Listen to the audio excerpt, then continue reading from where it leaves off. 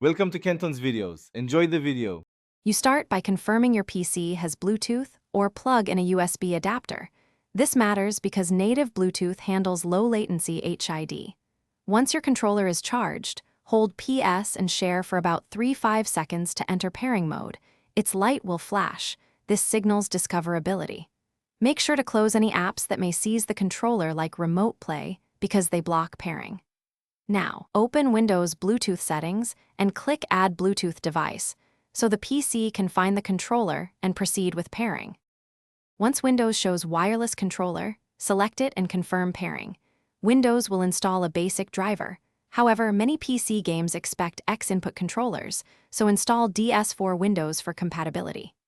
DS4 Windows translates dual shock inputs to X input and lets you remap buttons, create profiles, and adjust the touchpad. Configure polling rate and dead zones to improve responsiveness and avoid drift. For most setups, set polling to 4 ms, 8 ms, and small dead zones on sticks.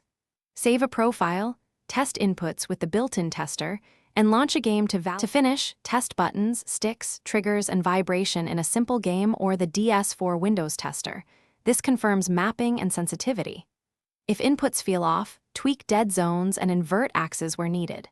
When reconnecting, a quick PS press usually wakes the controller. If drops recur, repair the device and update your PC's Bluetooth driver because outdated drivers cause instability. Finally, reduce interference by moving other wireless devices away and avoid USB 3.0 ports next to the adapter. This often fixes packet loss and latency. Thanks for watching. Consider subscribing if we helped you.